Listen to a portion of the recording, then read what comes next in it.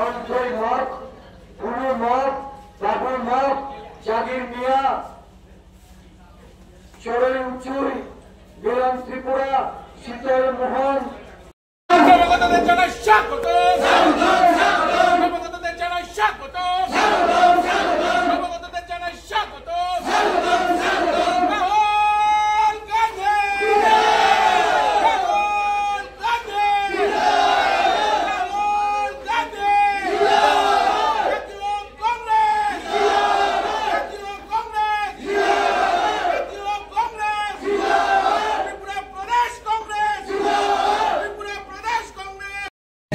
August প্রয়াত দেশের প্রাক্তন প্রধানমন্ত্রী ভারতরত্ন রাজীব গান্ধীর জন্মদিনে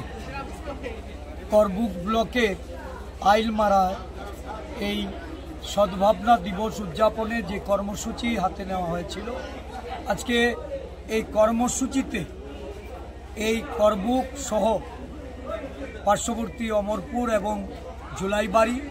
এই তিনটি বিধানসভায় একত্রে ৪৪ জন তাদের পরিবারের ১৮৯ জন ভোটারদের নিয়ে এই সভায় যোগদান করেন। ত্রিপুরা প্রদেশ কংগ্রেসের পক্ষ থেকে তাদেরকে দলের স্বাগত জানিয়ে তাদের প্রতি আমি শুভেচ্ছা এবং অভিনন্দন জ্ঞাপন করছি। এই যোগদানের মধ্য দিয়ে এই করবুক, জুলাইবাড়ি এবং অমরপুর এই তিনটি বিধানসভায়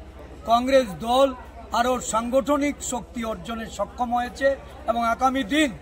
এই যে ভারতবর্ষে ব্যাপী আমাদের কর্মসূচি ২২শে অগাস্ট এই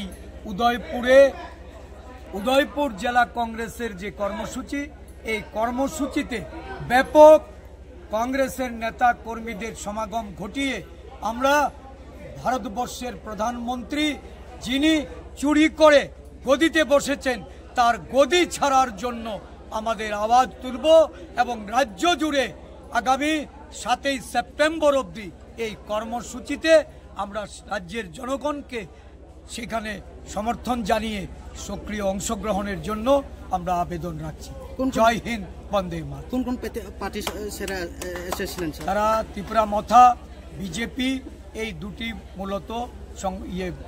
রাজনৈতিক দল থেকে আজকে কংগ্রেস দলে এসে যোগদান করেছে। সম্মানিত সভাপতি প্রাক্তন বিধায়ক আশিস কুমার সাহা মহোদয়,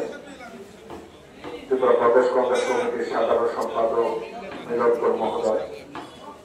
ত্রিপুরা প্রদেশ যুব সংগঠনের প্রধান নীলকমল সাহা মহোদয়,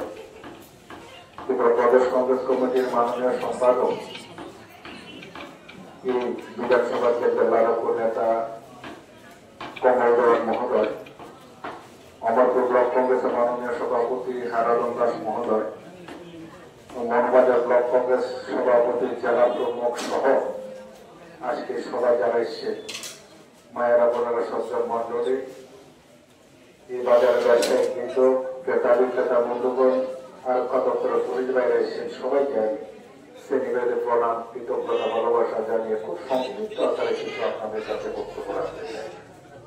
প্রথমেই